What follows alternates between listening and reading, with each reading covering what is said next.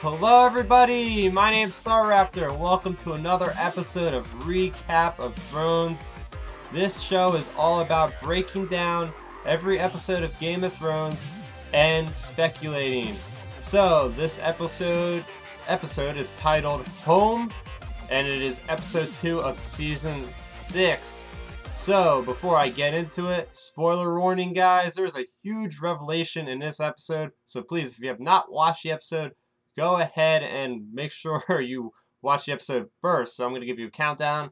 3, 2, 1. And what happened in this episode? Judge still lives! Yes! Yes! Sorry guys, I just had to get that out of my system because, I mean, that was unbelievable. I will get to that later. But first, we have the rundown. I'm going to go through every location and discuss, or just give a brief overview rather, of every character and what happened on this episode this week.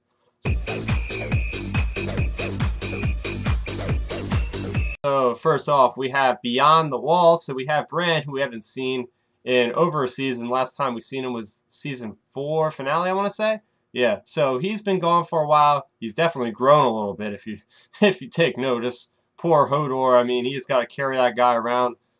Ooh. But more importantly, Bran is honing his skills as a warg to be able to warg with weirwood trees, which are connected with history and with the future. And he actually goes back to the past at Winterfell with seeing his father and his uncle Benjen kind of practicing in the yard. We also get a glimpse at who should be Brandon, as well as Lyanna, the sister of Ned Stark, who we've heard about. So it's really important we get these flashbacks because this is going to lead up to Robert's Rebellion and why the whole kingdom was so messed up. We always hear references to that. And really cool thing, we actually see a young Hodor, a Hodor who can actually speak. So that's really interesting. I've gathered that maybe he got hit over the head with a practice sword a little bit too hard. But yes, we will see more of that. I'm happy to and excited to see more of these flashback sequences for sure. Next up, we have the Wall. Some serious stuff went down at the Wall. Last week, we have the Mutineers kind of, I call them the Mutineers anyway. Guys that, backstab literally Jon Snow are after his cold dead body, along with Davos and the other loyal Jon Snow friends. So we have them getting, try to get sieged. They're getting sieged by the Mutineers. And then we have the Wildlings come in to save the day with Tormund, Giantsbane, and a giant. So that was really cool to see. And also, the most important thing about this episode, arguably, is we also see at the Wall Jon Snow being resurrected by Melisandre. I will talk in great detail about this in the strengths of the episode, so stay tuned, guys. Later on, we have King's Landing, and we have Cersei not being very happy about not being able to see her daughter at the funeral because her son, who's the king, Tommen, forbids her to go there because it's not safe.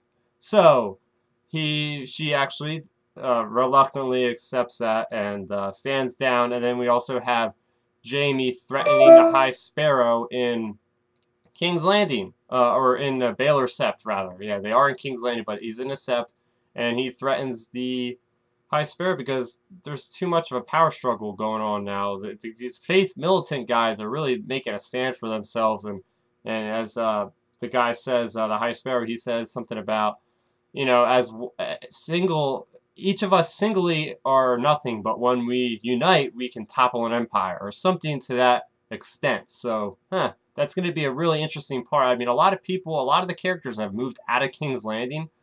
But, that doesn't mean that there's not an important thing going down. So this season's really going to heat up with the Fate Militant versus the Lannisters.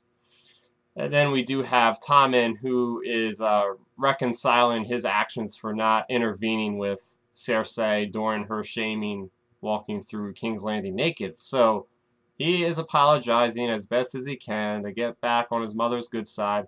Is it a ploy? We don't know. I mean, this kid, for the most part, has been a puppet of Cersei the entire time for her to get what she wants done with the city and all, so, and the kingdom in general. So, moving on, we have what's going on in Meereen is we have Tyrion Lannister, who's freeing the dragons, Rhaegal and Viserion. I think that's their names. Comment in the comment section below there are another names. I think that's them though. So that's very interesting. What are the dragons going to do? Are they going to be like Drogon and just causing havoc? Are they going to go save their mother of dragons, Daenerys? We do not know. But moving on to Braavos, we have Arya getting more of a lesson, or rather more of a beatdown from the waif or whoever that stranger child is.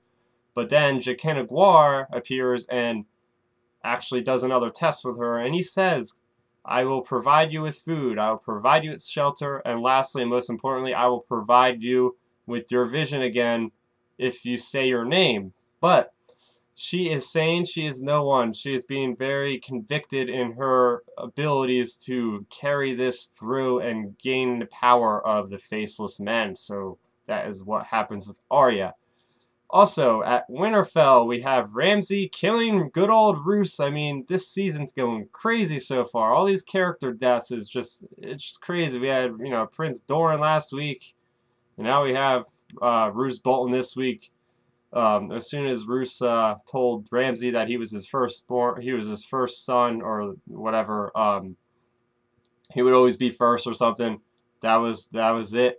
Boom, he's dead. He said the words, he's goner. Now Ramsay's Lord Bolton. Can you believe it? The bastard is now Lord.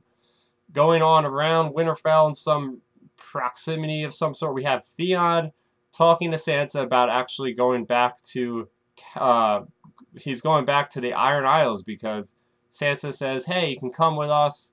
We can make you take the black to forgive your sins. He says his sins are just too great to atone for at this point. He's going to have to go back to his family. We'll see if it's for real or not. I personally like Theon. I thought he's again a crazy, awesome. His character development's going crazy, just being a slave and then getting, now he seems like he's becoming a regular person again as far as his mind for the most part. I mean, he's still looking around a little creepily with his look on his face. But and finally we go to Pike, the homeland of the Greyjoys. And we see Balon, who's the Lord of the Iron Isles, getting thrown off that bridge. I mean, bridges are always ominous. I mean, if there's a guy walking out on a bridge, and it's dark and it's raining, you know the guy's going, right? I mean, come on. So yeah, he gets thrown overboard by Euron, and Euron we have not met yet. That is another brother of Balon. Balon has 3 other brothers. He has Aaron Damphair, who is actually the priest that we see in this episode, giving like the send off to him. But there's also Victorian Greyjoy, who we have not met, who is kind of like the Reaver captain or the general of like all the forces of the Greyjoys. And then we have Euron, who we met. Euron is a guy that has gone out. He's like an adventurer. He's been gone like 10 years according to the book or something like that. He's gone over to the Jade Sea, which is like no one ever comes back from that place because they have to go through the Doom of Valyria, which we actually seen last season. The Doom of Valyria, ships just disappear. So he goes around getting these really cool artifacts, these magical artifacts, and now he is back. Now he's back, and he came back with a vengeance. He wants to command the Iron Isles. So we'll see what happens with that. And then we have Asha now that Balon's dead. Asha, they have to. She was talking to Aaron Damphair, and Aaron Damphair was basically saying that they have to have a Kingsmoot now. There's no successor right away with the Greyjoys. Basically, they have to have a meeting. Everybody has to have their vote, and then that person becomes the Lord of the Iron Isles. So we'll see what happens with that. She might be the first female to ever command the forces there, so that'll be interesting. So moving on from the rundown, I'm going to get into my strengths of the episode, guys. First off, I really love the way they're telling the flashpoints now from the perspective of Bran looking through the weirwood tree. I think it's brilliant because Bran's actually able to walk around. As we know, he's been paralyzed since the second episode, or the first episode of the entire series. So it's got to be, and it is such a kick to him. He doesn't want to leave, and we see the Three-Eyed Raven just pulling him out. Just as things were getting good, he's pulling him back out. So, I mean, we're gonna see more and more flashbacks, I'm sure of it. So that. Bran has become a much more interesting character in my eyes. I mean, last season they even put him in, but the seasons prior, like he's just been kind of hitching a ride on Hodor and just kind of sitting down a lot. I mean. And to be honest with you, there's not much going on, but now it's definitely going to tie a lot of things together and make it, it's just going to be great. Moving on, I really like the wildlings coming to the rescue of Davos, and I love how they framed it. They basically had the door breaking down on Davos's end from the mutineers, but then simultaneously we had the wildlings coming through the keep door to get to the mutineers. And just the way the mountain guy, the mountain giant, just picked up the guy, slammed him across the freaking building, and just like, yeah, guys, mutineers, they have to give up. There's no way they can deal with the wildlings. I mean, there's probably thousands anyway. So what's 40 people gonna do? So it'll be interesting to see what Jon does for Alliser Thorne and that freaking Kid Ollie, which I absolutely hate now. And also Tyrion Lannister.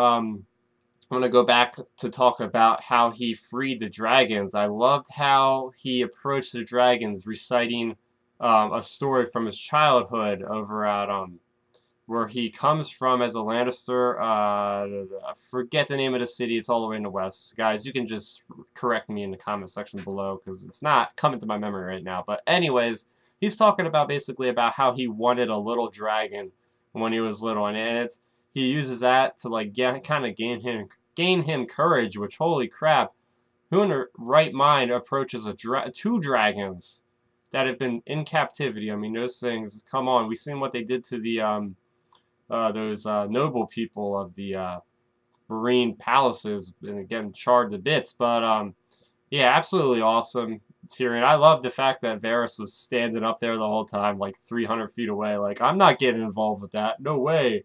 But Tyrion seriously has some power. I mean, if these dragons are respecting him, like, it just seems to me like he's just gonna do some big things this season, just like he did in season 2 when he was commanding King's Landing basically as the Hand.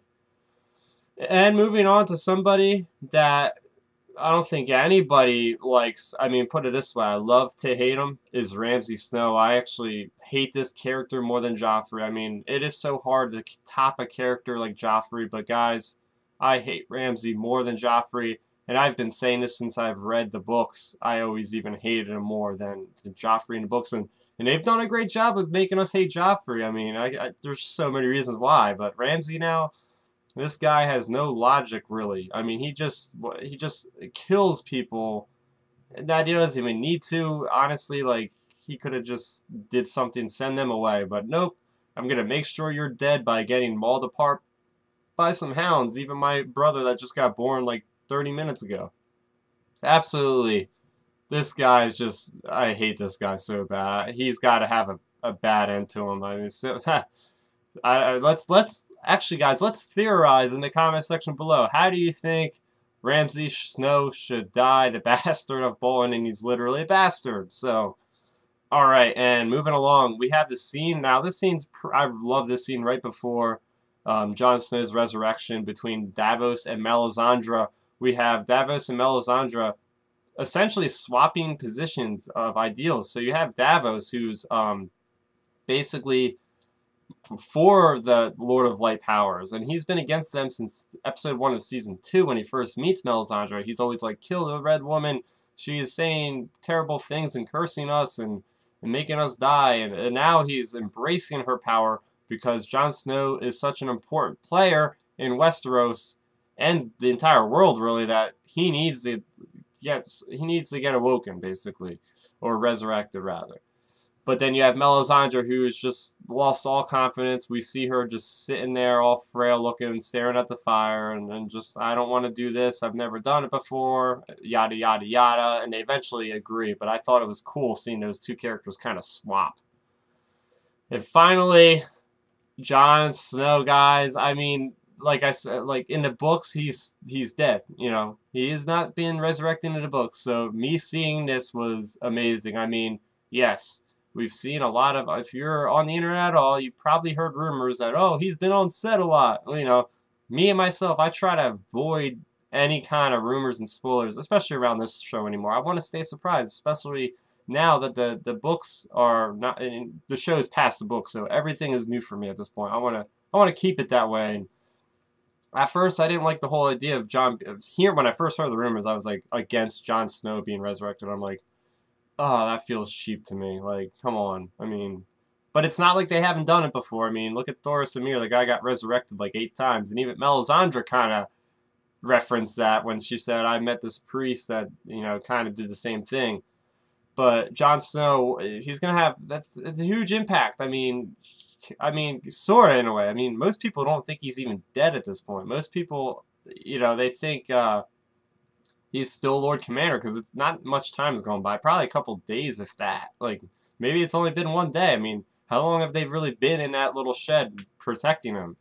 But, you know, Sansa Stark's going to come up north, and she's going to find Jon Snow at Castle Black. And will Jon Snow say he's been dead? And really, when you resurrect somebody like that, are they going to come back totally cognizant? Or are they going to be insane? Like, how is his personality going to be now? Like, that's really interesting to me, is to see how he's going to act and how his people are going to respect him now that they've literally seen him come back from the dead. You know, is he going to be a god now? Like, he's going to be Azor Ahai, kind of like Melisandre saying, like, Stannis was. Well, maybe she was wrong the whole time. Maybe it was Jon Snow. Jon Snow is going to have the Lightbringer of the sword that glows, the red sword. So we'll see. Oh, man. And my prediction is, guys, this is all speculation. You know, Game of Thrones is basically taken from the books called, it's a series called A Song of Ice and Fire. Putting two and two together. Jon Snow's the ice, Daenerys is the fire. They're going to get together. They're going to destroy the White Walkers now. And that's the end of the story, guys. Whether or not it's a happy ending or a lackluster, I mean, we don't know. But, I mean, I think that's what's going to happen. And throughout this season, we're going to see what happens with the parents of Jon Snow. You know, there's a huge mystery around that. If he really is a Stark, if Ned really even had him. We're gonna find this is gonna be a Jon Snow dominated season, guys. So get ready. So that's gonna do it. My strengths for the episode. Now time for the weaknesses of this episode. The first one is really kind of nitpicky. I just looked at it and just was like, okay, so when Tyrion's gonna go and he's gonna get the dragons free, like, it seems like there should be some sort of locking mechanism on the collars. I mean, he just simply takes a pin out and you have this pretty much weapon of ultimate destruction that's free. I mean, granted, those things aren't going to let anybody near them. I mean, we've seen that with those nobles. They just get burned right away. So I thought that was kind of far-fetched. But, you know, it is a TV show. And moving on to a more serious, pressing matter as far as the weakness is, guys, I think I'm starting to dislike Jaime again. I was discussing this with a friend of mine. It seems like he, you know, season 3 and season 4, he took a 180. You know, he lost his hand and he became kind of this guy that used more of his brain than his brawn, which he was always, you know, the fighter. But now it seems like he's becoming kind of an asshole again. I mean, just look at what he was doing. High Sparrow, he's like, I'm going to spill blood. And High Sparrow says, you can't spill blood in this place or something. He's like, we spilled more blood than both of us combined or all of us combined or something. Like, he's just so sure of himself again. Like, he's getting that attitude, you know. Maybe it's because it's in King's Landing. You know, maybe because Cersei, because she has a bad influence on people, that's for sure. So what do you guys think of Jaime Lannister? Or you think he's regressing back to his normal self, or are you still enjoying the character? Let me know in the comment section below. And that's going to do for my weaknesses, but I will be adding a new segment to the weekly show, guys. I'm going to do a quote of the episode because Game of Thrones has such amazing dialogue, and I feel like I have to show what my favorite line is of the show. So, of course, the very first quote of the episode, I'm going to have Tyrion talking to Missandei when she's asking him, how do you know that about the dragons? And he's saying, that's what I do. I drink and I know things. And, you know, sorry for the terrible accent, guys. I was not really trying so hard, but you know what I mean, because that was a laugh out loud part. I mean, come on. So, guys, what was your favorite quote from episode 2, Home? Let me know in that comment section below. Looking ahead at next week, we're gonna have the episode number 3 titled Oathbreaker. Will that have anything to do with Brienne of Tarth? Because we know she has the Oathkeeper blade, which is a Valyrian steel blade. So, and also, we haven't seen Samuel Tarley yet. So, is he near Old Town yet? He's going to be a Meister. We know that. John sent him there last season. Also, a guy that we haven't even heard mentioned at all either is Peter Baelish, a.k.a. Littlefinger. Last we seen him, he brought Sansa to the Boltons to make like a alliance at Winterfell, and we haven't seen him since. So, that'll be interesting. But yeah, guys, this is a weekly show, so make sure if you like this episode, first of all, go like this episode, subscribe to my channel, and you're gonna find next week's episode. Probably every Monday I'm gonna release an episode. And also, there's some other great content I have on my YouTube channel. So if you do subscribe, you'll also see videos such as my weekly Star Wars show titled "This Week in Star Wars Canon." It has all about comics, the video games, the TV shows, etc. So if you're a Star Wars fan, you definitely want to check that one out. Guys, you can follow me on Twitter at StarRaptor, as well as like my Facebook page at StarRaptor. Thanks for watching, guys, and we do not sow. Winter is coming. Whatever your favorite motto is, bye-bye.